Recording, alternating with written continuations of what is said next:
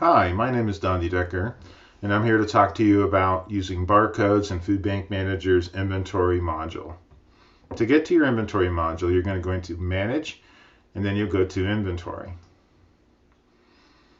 Here you'll see your list of inventory items, and let's talk about how barcodes interact with them. Now, currently, none of these items have a barcode assigned. I've simply made a few items for purposes of this demonstration. What I'm going to do is I'm going to grab a can of Del Monte canned corn, and I'm going to go ahead and scan the UPC that's on the can. Now, before I actually get here, let's just talk about a couple of things regarding how you can use barcodes. FoodBank Manager does not limit you to having one barcode to one product item, because we feel that you're not necessarily going to want to have a product item for Del Monte canned corn and another product item for the same can made by Great Value. So we allow you to do multiple SKUs to one product item. This way you don't have to go through and relabel all of your items to be the same SKU, because you can use all of those SKUs in the item already, and it's just a simple process of scanning it. If it's not in there, tell it what it is. And you can have product items that have hundreds of SKUs if you want. But just remember, they're all linking to the same product item. And this kind of goes to the thinking, are you going to be really granular where everything is a one-to-one relationship on anything you have in hand? Which is fine in the store where you're selling stuff, because the prices might be slightly different. Or you can use a generic price point and a generic weight point and then go less granular or more generic. So an example of going more generic on canned corn would be to say, regardless if it's made by any manufacturer, be it Signature, Del Monte, Great Value, whatever, it's all going to go to the same can of corn. And it doesn't matter which can you actually pull, because they're still getting just a canned corn. If it's something along the lines of, let's say, creamed corn, we have to make a decision. Is that a canned corn product item, or is it a different product item? Maybe you'd want to put that in a general category or like miscellaneous cans, right? Who knows? You have to decide these things. But just be aware that you can do many SKUs to one product item. So let's go ahead and link the first one. Now, because I don't have any SKUs at all, and I know this particular SKU is not in here, it's going to ask me to identify what this is. So it reads the SKU number, puts it up in here in the top where the barcode is, and I simply say what it is. It's corn. We use the term shelf in this case. It just means canned corn sitting on the shelf. Regardless, you decide how you want to name your naming conventions. So now that I have assigned it, if I go ahead and scan it again, I can verify that it actually is that item. And there it is. Now, in the future, whenever I'm scanning an item, let's say I'm here and I go back to my list page and I'm receiving my order, then I can just scan the SKU on the item. There it is. And I say what my quantity is. I just go through and add quantity process. Now, let's say I also now have a can of corn, but this one is made by Great Value. Now, I know this is not in here as well, but I'm going to scan it. It's going to once again not know what it is, and then I'm going to say this is a can of corn or corn shelf based on the naming convention. So now I have this item that actually has two items in it. It has two SKUs. So this SKU and this SKU, but it's just a generic thinking on how we're managing it. Now, once again, if you're going to be where every item has only one SKU, you can do that. But in this case, we're going to do a many to one. Now, whenever I'm working with them and I scan the second one, it'll pull up corn. If I scan the first one, it's going to pull up corn. So no matter how many I have in here, if any of those are scanned, corn will pull up. If I don't want an item to pull up anymore, I can go ahead and remove it. Simply remove the SKU. It goes away. So when I go back to that second one, I have to tell it what it wants to be. Now, because I scanned it and it didn't know what it was while I was in a product item, I have the option of just saying save because it assumes this is a can of corn also. So if I do that, it'll pull it back in, and there it is. And this brings up another point too that I'm thinking that maybe we should talk about.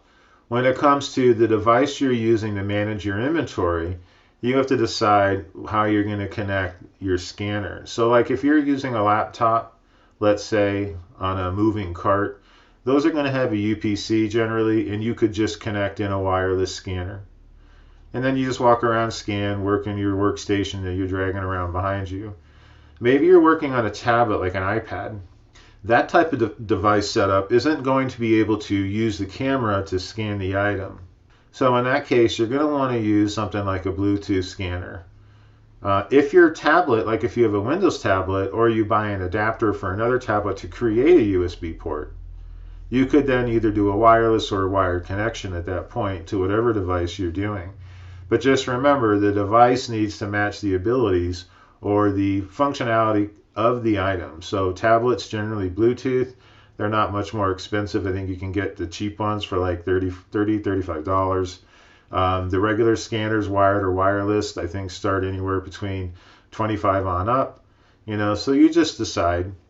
And really there's only one more point that we have to make sure is whatever scanner you buy, you want to make sure it could read the UPC codes or the SKU codes that are on the cans. And I think they're very, very consistent. So you shouldn't have any trouble. In fact, I think this one here was $25 that I'm using right out of the box, didn't make any setups, and it'll read pretty much everything I want it to.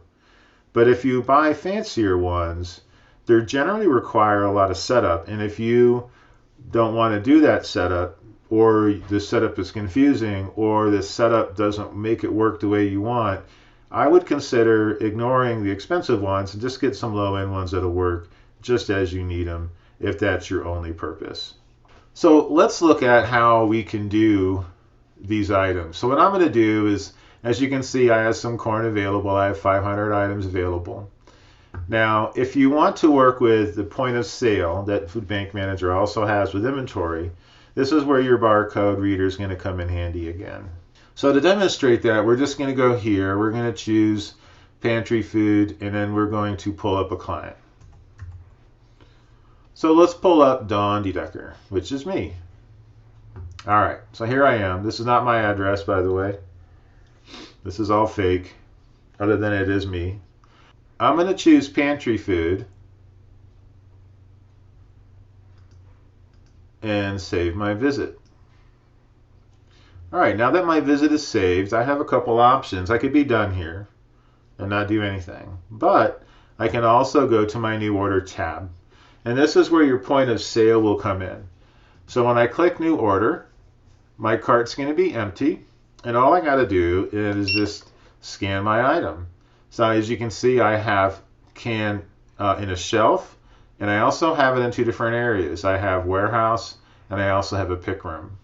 You can set your filters to filter to a particular area. So maybe when you're processing visits, you would only want it to go to the pick room, because the benefit of it going to the pick room only is you're not pulling items out of the warehouse. You just want to pull it out of, let's say, your pick room, because the items in your warehouse aren't being what they're grabbing. They're grabbing it from a different location that we've termed pick room. Now, if you scan it more than once, you'll notice that this increment here will change. So now it's 2 because I've scanned it twice, and I've scanned it a third time. So now I have 3 cans of corn. Now it doesn't matter if I scan the other one, which is a Del Monte, or if I scan the Great Value, it's just going to pull up the same item, because remember, we told the system all of these different manufacturers of canned corn are this one product item called canned corn, or corn shelf in this naming convention. And that's all you have to do. You can also increment manually if you want, or decrement it, or decrement it. I forget exactly the term. I can also set how many if I just say I'm pulling 10, and that's what it's pulling. Now, there are other rules and other things this does, but for this purpose of this video, we're just basically showing how the SKUs work in different parts, or how barcodes work in our order and in inventory. So I'm going to save this order, and these items now have come out of inventory, and it's logged in all the audit logs.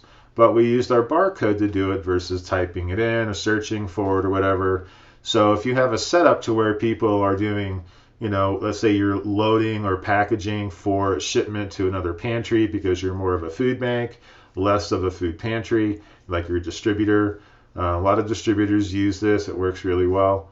But if you're like a client and you're doing client choice, they could just walk down the shelves and scan the individual items, or they could scan SKUs you have mounted right on the shelf, like cereal. There's like all different cereals. They can grab 2 for their household size, but just scan that one code you created in that case. Scan, I got 2 boxes of cereal. You grab the 2 you want, put them in your cart.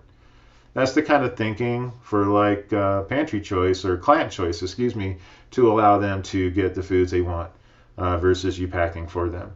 But if you're a distributor, you're going to do the same thing basically and just pull all the items, scan everything, the right quantities, and that's your order that you're shipping out to that agency. Now let's go back to inventory and let's just talk about if the item isn't in here. So if I scan this new item, which happens to be a can of green beans, I have some choices here. I can look here to see if I have green beans, and if I don't, then all I got to do is just create a new item. So here I'll say green beans, so on and so forth, and I'm going to go price. Let's just say it's $1. It's $1 only. There we go. And then it's weight. We're going to have, let's just say it's 1 pound. Points, min-max count. Points is something for future use, but a lot of people use it for this or that. It's up to you right now. It's just in there, and it does report out. So if you have a value for it, go for it, but otherwise, there's nothing to really be concerned about at this point. Min count, this is how many items that you want to get to before you consider a reorder. So maybe if I get below 100, I want to reorder. My max count is going to be how many I want to reorder to. If I get it at or below min, then it's going to want me to order, let's say I'm at 99, it's going to recommend I order 201 more cans. You can work with a traffic light nutrition indicator if you'd like, but generally people will just go to maybe add a tag or something along those lines so you can easily pull up or see, well, show me all my canned items or show me all my freezer items. Now I'm going to go ahead and save this. As you see, it automatically assigned that barcode to it because I started from adding a SKU because it didn't see it. So now I have it. Now if I were to go back to my items view, my list as an example, and scan that item, it's going to pull up. Now before I go ahead and show you how this works in the point of sale as well, in case the customer wants to have, also green beans, we still have to add a quantity.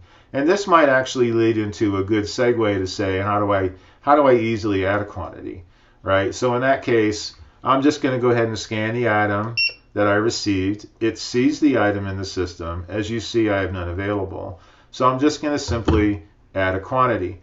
Now in this case, you have to set where it's at. We're going to put it in pick room B1 section 3, and then we're going to go ahead and say it was new. We have several other options. We're not going to be getting into all of those today, but I adding 100, and then you can also set which day you added it. So if this was actually received last Friday, you could set last Friday's date, or you can just do it today. It's up to you. Once I save the item, now the item has a quantity. Now that it has a quantity, it will be available to work with in the point of sale. So we'll just kind of pretend they're receiving corn and beans. So we're just going to go back into that point of sale. As you can see, they got 10 corn. Now we're going to scan beans, and it's going to pull up. Once again, notice it's 1. Now I can say it's 2. Maybe they got 3 cans of beans, and we're done. Save your changes, and you're completed that order using the point of sale. And also, those items will have come out of inventory.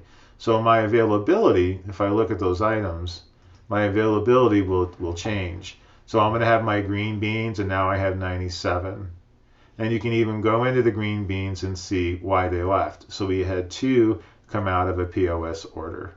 Thank you so much for watching this video. Have a wonderful day.